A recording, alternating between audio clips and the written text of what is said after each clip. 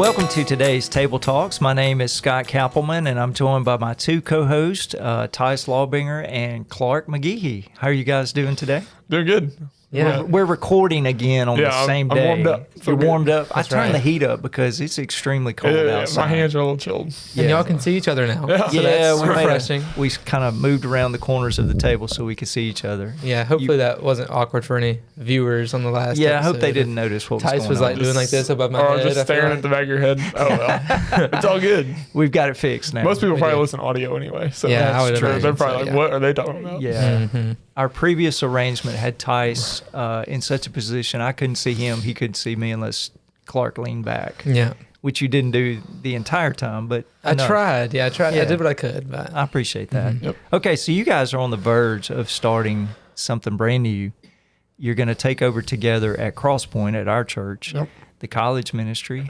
You each have your individual ministries. Tyce, you're doing children. Clark, you're doing students. Now you're going to join together as you continue to do those other ministries, and you're going to do college. How are y'all feeling about it?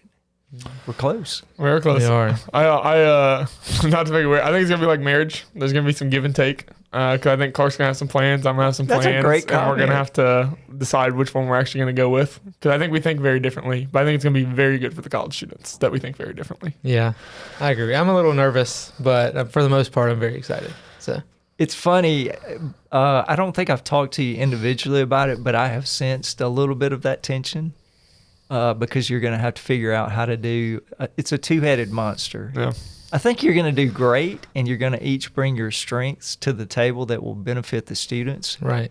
And maybe we can have a roundtable discussion on this, a table talks down the road in about 6 months to a year on how this has worked and That how would be you a good work idea. through. Yeah. That'll be good. That might be an idea. Or it didn't for us. work through. Well, yeah, it might be an announcement. Yeah. One is going this way and one is going that way.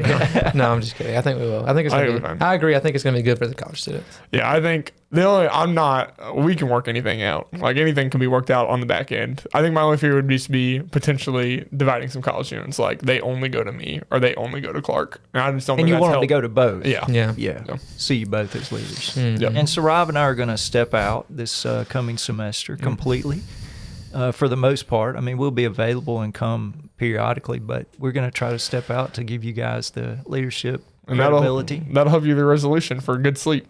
Oh, yeah. Yeah, That's that's really right. good. Nights, you Yeah, can- that's right. I'll sleep really good on Sunday nights. Oh yeah. Just one thing to do on Sunday morning. That's right. So, okay. All right. Well, that's not our topic today.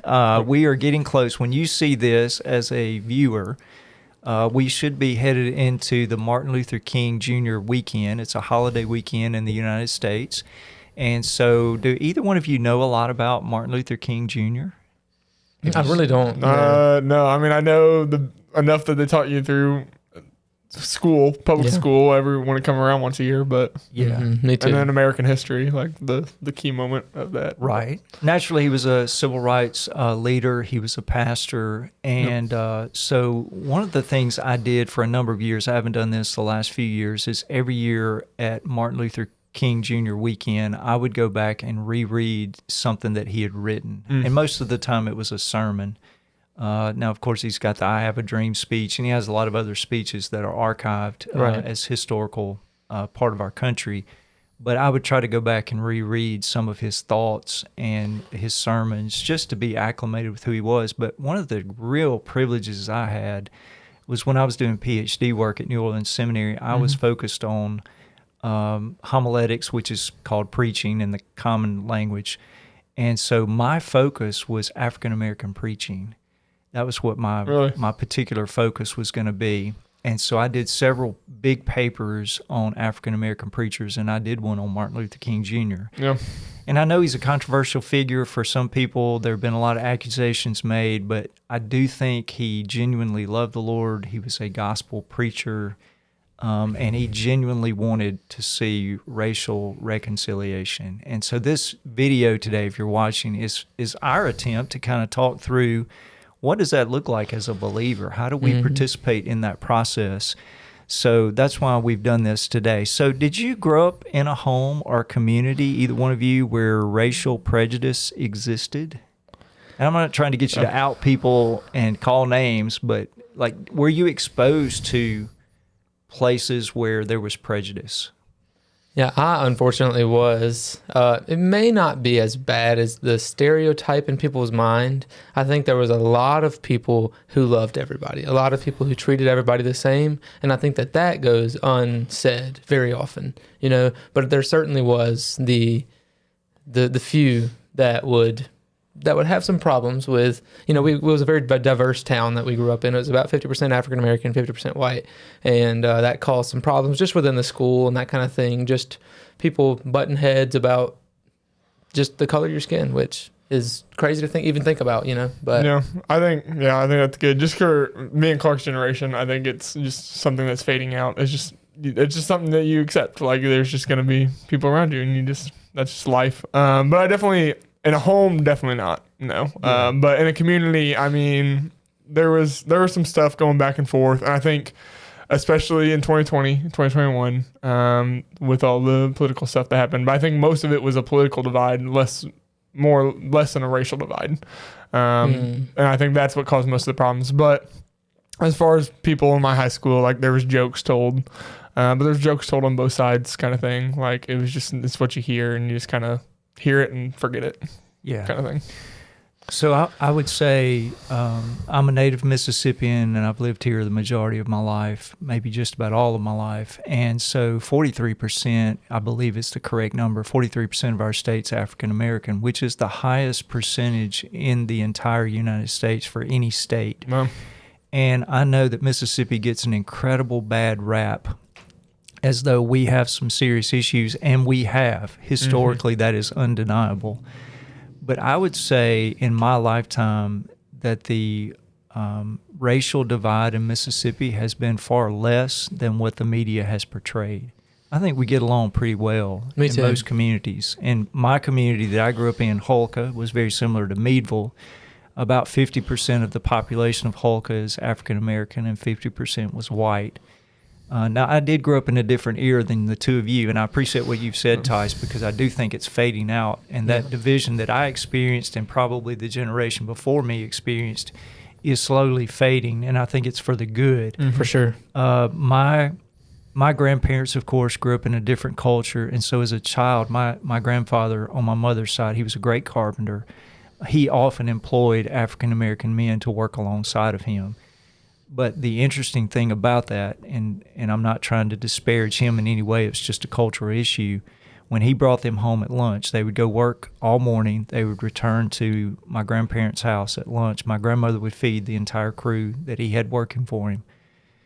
The African-American men had to sit on the porch. And they had a swing and a table for them. And my job as a kid when I was there in the summer was to take the food outside to them because they were not allowed to eat with us inside, even though they had a long table, very similar to what we have here, except it was longer. And so as a kid, I asked my grandparents one time when I was there in the summer, why do they have to eat outside? And my grandparents made it very clear, well, we don't eat together. And so your job's to take them the food and they'll eat out on the porch.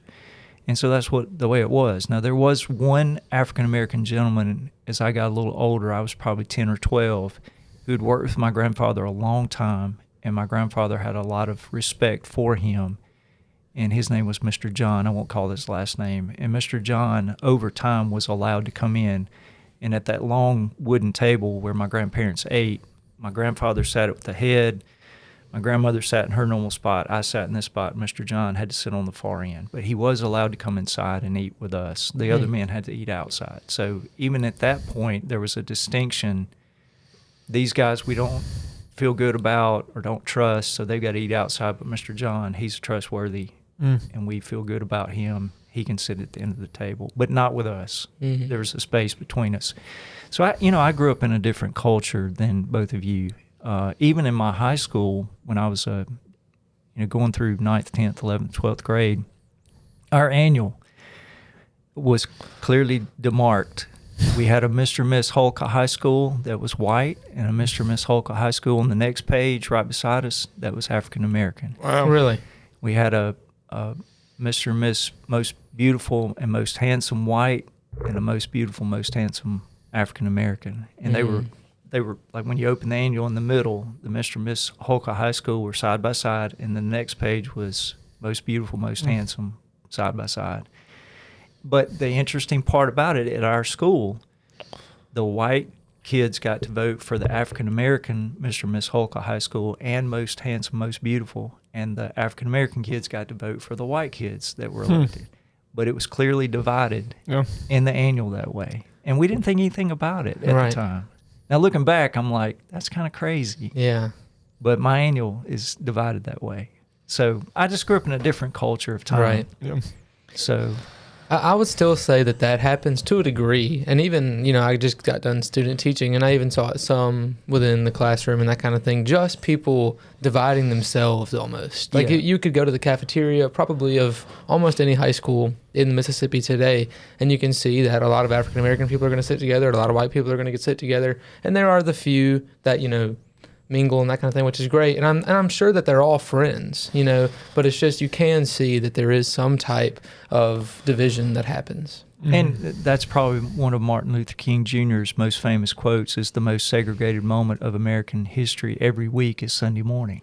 Because for the most part, white people go to church together and African American people go to church together. And there's very little overlap in the two groups worshiping together. Yeah. So the reason we wanted to do this table talk, though, is to show that from a biblical standpoint, I've said this for years, all of us struggle with prejudice. Yeah. Everybody. I don't know that there's any human who's ever walked on the earth who hasn't struggled with some form of prejudice. But from a biblical standpoint, it's unacceptable as a follower of Jesus. So we've got some verses that we want to talk about today. That might help us to reframe this whole issue. Has there been a point or some experience you had that helped you maybe reframe some of the prejudices that you were exposed to as a child? No, Tyce, you mentioned you were in basketball. Yeah, obviously at 6'10". Yeah, 6'10", you get put in basketball whether you want to play or not. And I did want to play, but that was just a comment. But I just played in travel ball. That's what it was.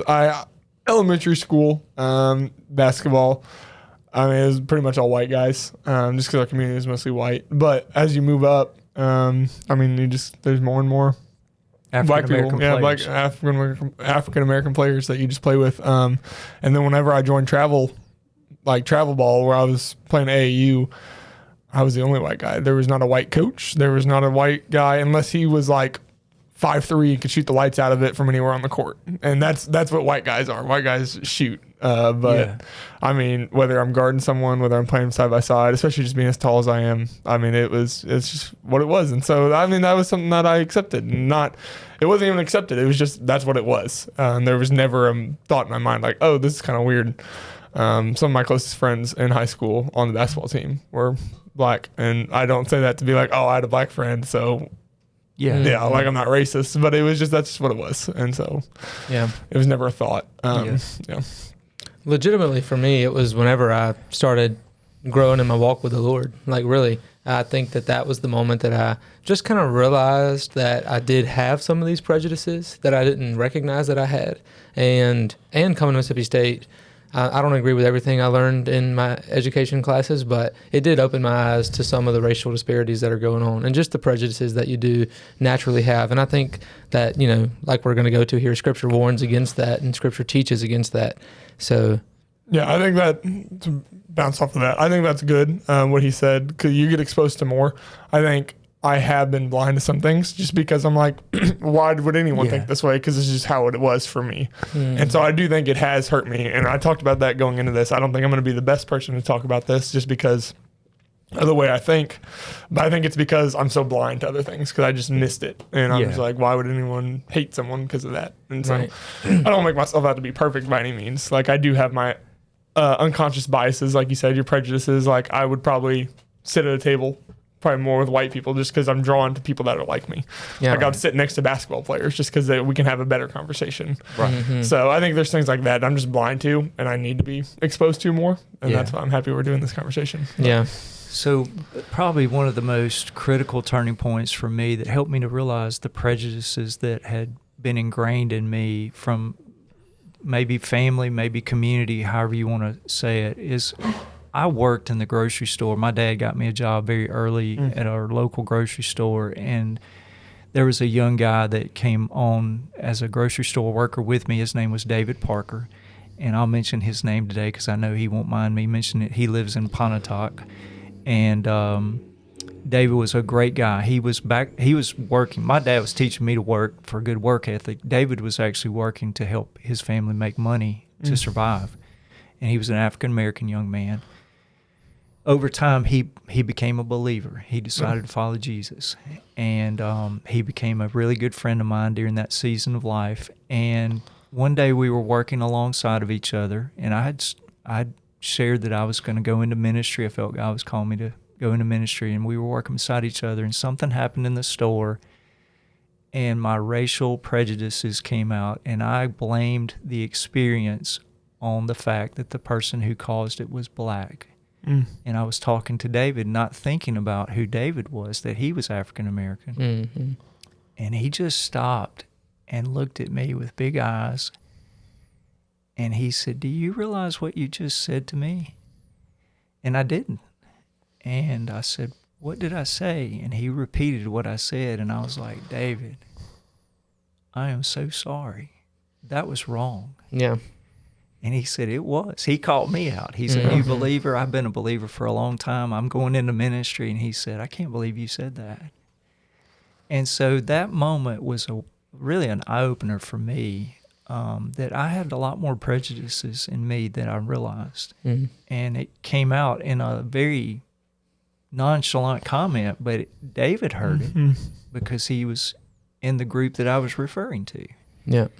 And so he and I really had some serious conversations after that, and he continued to be my friend and loved me through that experience. And so that was probably the turning point for me to really go back and reevaluate, what have I been taught? What have I believed?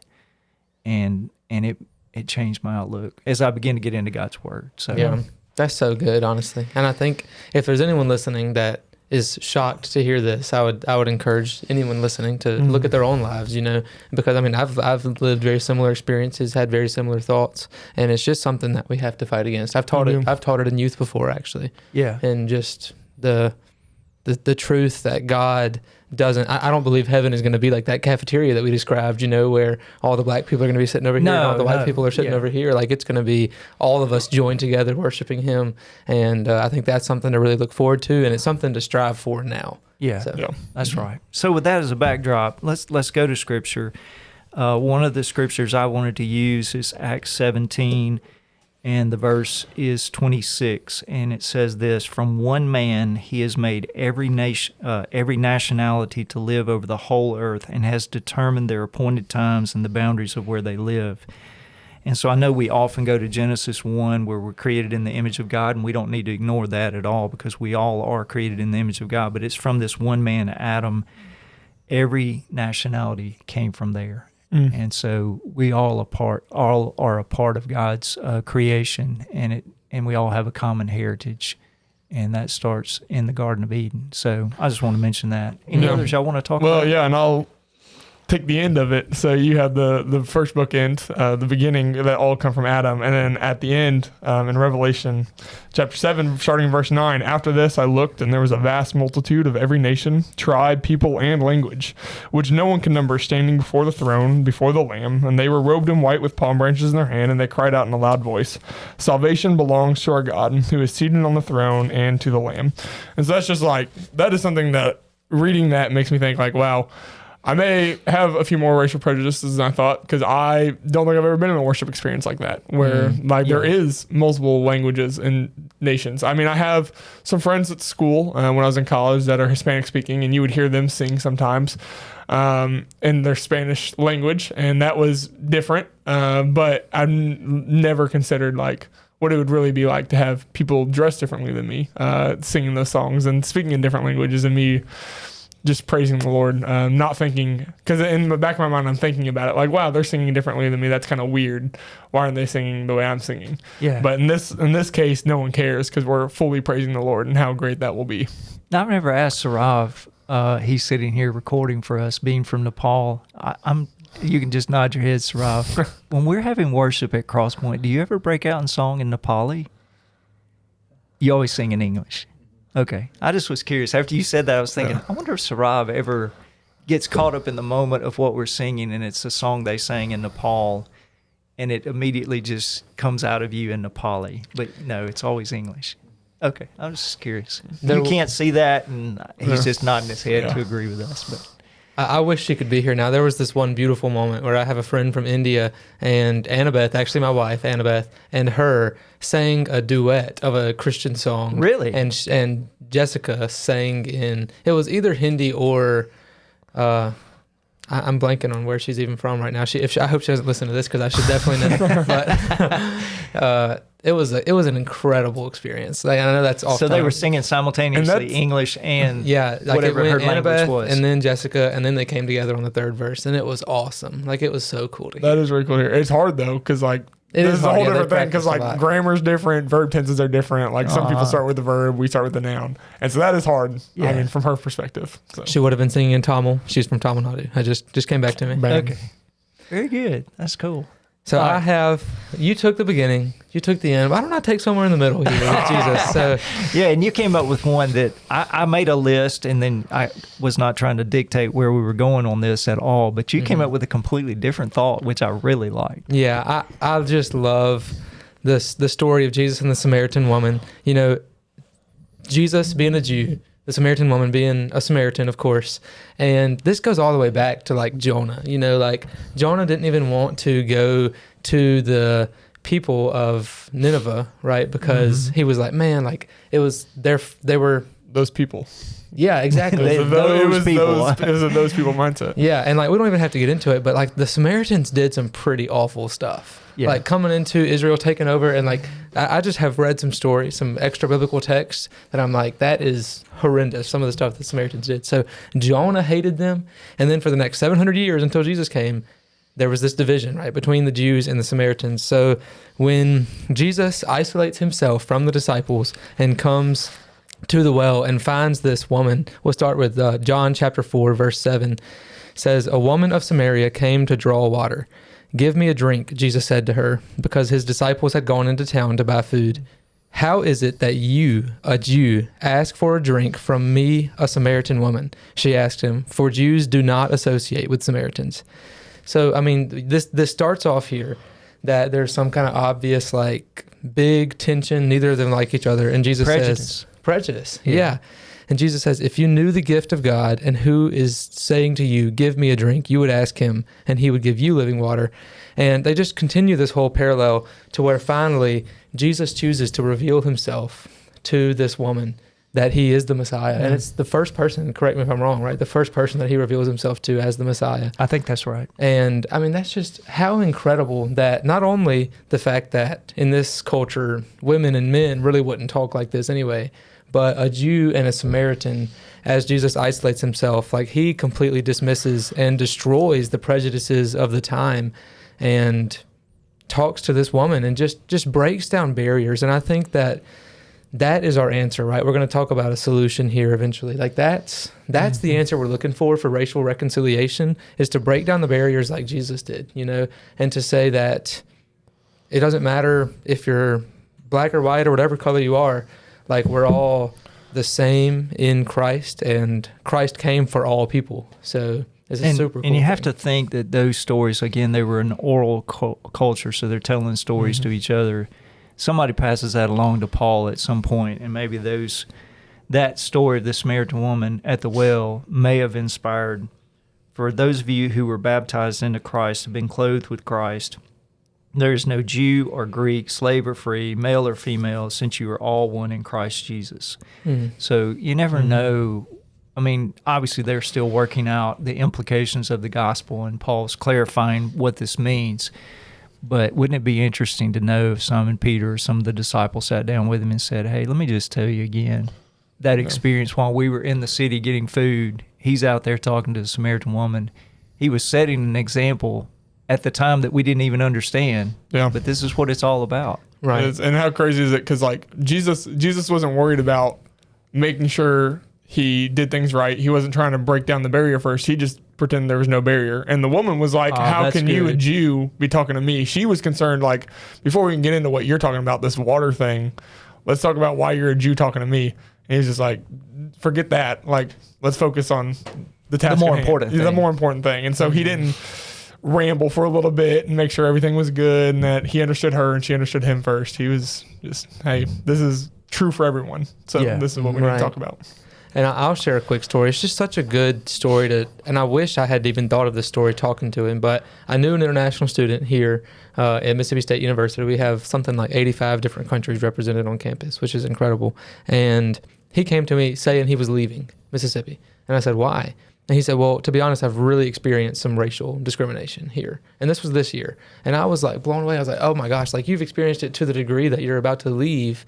Now, he did end up sharing with me, this was actually he was experiencing this from other international students from a different country. So it wasn't people from Mississippi. This was a different thing. But he said, like, basically they were his boss, to make it short and simple. Like these people were his boss and they were really racially discriminating against him. So he's like, I'm going to leave. But just, I wish I could have thought of this story, and it's such a good story to share with anyone who has experienced racial discrimination, is to give the background on, man, Jews and Samaritans really did not like each other.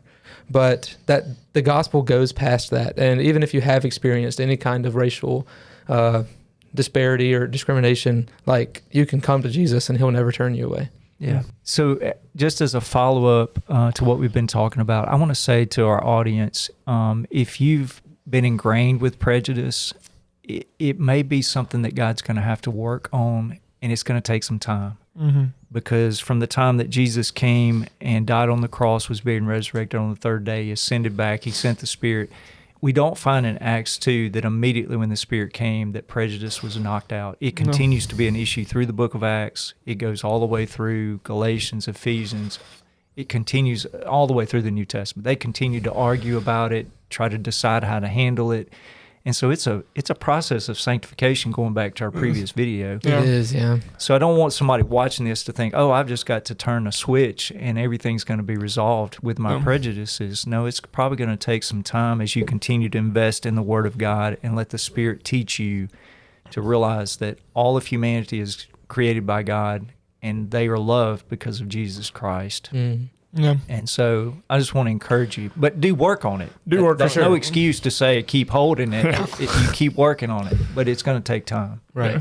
I think It's it's good. It's not good just to not be around people. So you're like, oh, I'm just not going to be around other people so I don't have prejudice come out. Well, that's a prejudice in and of itself. Yeah. And to your point, like, they're all Greek too. Like, there's prejudice and they even go over to Asia. Paul wanted to go to Asia, but they didn't even make it there in the Bible. Like, it's just, they were struggling with all Greek-speaking people. They all speak the same language.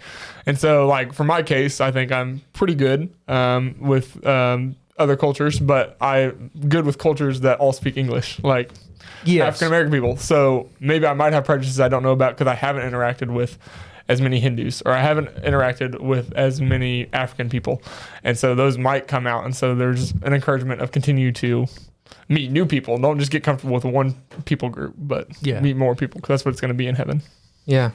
And I think for some people, there's maybe a little bit of nervousness around that, around meeting new people that are different than they are. Yeah. And I think there's a degree of that that's fair. And just one practical step I'll give to maybe resolving some of this is just to ask questions. Like, just go to people and ask them how they grew up, ask them what their experience was like, maybe growing up in India or something, you know, or growing up in the sticks, if you know somebody that's like from the country and you're from the city, you know, just ask questions, and be open, you know. Yeah. And don't be afraid to ask them to repeat themselves. Because, like, I think that's where a lot of anxiety comes, like, well, I just don't want to, like, not understand what they're saying and ask them to repeat themselves 5 times. And I think both of you have said the same word. You both have used the word, don't be anxious, the word anxious.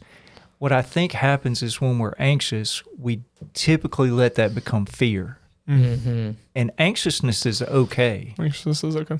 But don't let it go to the place of, well, I don't know, so I'm going to fear those people. And I think a lot of prejudices are driven by fear. That's so good. And so stay in the anxious mode and ask the questions and build the relationships and even ask, can you repeat that if you don't understand it? But don't let that become fear, because that will isolate you and cut you off from the other person that you don't know. So that's my encouragement on that. Last thing I want to say, and then we're going to wrap up because I know we've gone a long time, is what can the local church do to facilitate racial reconciliation? And I wrote down some. I'm just going to spit these out real fast, and if y'all want to add to it, you can. cultivate a culture that values people of all ethnicities, people get a feel when they come in your church doors, whether you value them or not. Yeah. And so you got to create that culture that anybody who comes in, we're going to receive and love and welcome and present the gospel to them. Number 2, be hospitable when people from other ethnicities visit your church. We have a tendency, again, like you talked about, Tyce, a minute ago, we want to gravitate to the table where all the people we know and we feel comfortable with are sitting. The same happens when we sit down in church. We sit with the same people. You see somebody new from another ethnicity come in, go sit with them. Invite them to sit with you and make them feel hospitable. Then number 3, use various ethnicities in your worship slides. So I don't know if you guys pay attention to this, and I've never really talked about it, but I use African-American people in my slides and international people on purpose. And I didn't know if anybody was paying attention, but Mr. Hal Baggett goes to our church. He's an African-American man. His wife, Miss Doris, wonderful, lovely couple. And I was talking to him one day about how they got connected to Crosspoint, and he said, do you know what one of the most interesting things that drew me to Crosspoint was? And I said, I have no idea. He said, you use black people in your slides. No way. And he said, I'd never been to a white church where the slides had African-American people. And he said, I came in the first Sunday you used a slide and had a black person in it. And he said, I felt very comfortable with that. Well, That's awesome. And so it's very subtle.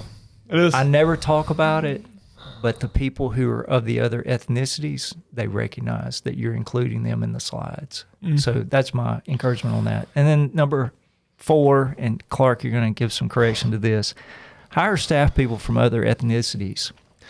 So before we started, I said, Pastor Scott, you might be getting dangerous there because there's a big, debate around DEI these days and whether you hire diversity over quality, right? And I wanted to say that I know that that's not what you're shooting for. No, that was not what I was thinking about at all. Right. But I appreciated you bringing this up. Yeah. So do you want to talk about what you did mean by it? Yeah, what I did mean is if you've got people who are quality candidates, regardless of their ethnicity, you should give them serious consideration. And so we had Tyson Cunningham was our worship leader. He's an African-American, does an amazing job. He's now at a church in Columbus, Mississippi, doing a fantastic job for them. But Tyson was our first worship leader that was African-American, and our church thoroughly loved Tyson and his wife, his kids, and he just did a phenomenal job for the 2 or 3 years, 4 years he was with us. And then we've hired Sarav, who's our video and digital ministry. He's associate pastor, and he's from Nepal. And again, quality guy, does a great job. And so for our church, we have never let an ethnicity keep us from hiring somebody who was the right person for us. So that's what I had in mind. I had not even thought about the DEI angle until you brought it up. So I'm glad you did, for us to clarify. And hopefully yours is common sense to people, but it really is a problem actually, within churches. It is. That's true. And then the last one would be this: build relationships with people from other ethnicities in general. Encourage that from the pulpit. Encourage it in the teaching of the Bible studies, life groups. And make it a practice. And I know you did this. You and Sarav, actually, your families hosted some international people over Christmas. That's true. For a dinner. And I thought that was fantastic. And we had the most fun time. It was I could tell from the pictures y'all had a good time. Yeah. And the guy posted on social media after you hosted him. He did. How appreciative he was of the invite and the experience. He's a super kind guy. Yeah. But anyway, so it's anything else y'all would add to that? I would say you talked about being intentional and subtle. I think that's very important because I think if we make too big of a deal out of it, yes, you can get back into this, as James talks about, the sin of favoritism. And I think a lot of the fear is that they're going to be the people that we push to the side, other ethnicities, or like where James says, go sit at my feet while someone else is in a good place. Yeah. Well, if we flip it and we put too much on it and we bring people in, that's going to make them just as uncomfortable. For like, no, you come sit up front. Just come sit in the good spot. Or like, we'll clear the back row for you because I know most people like to sit in the back row. Yes. And so if you make too big of a deal about it, it's also going to make them uncomfortable. And then you're going to look pretty racist if you're just like, let's put all attention on these people because they've come into our church.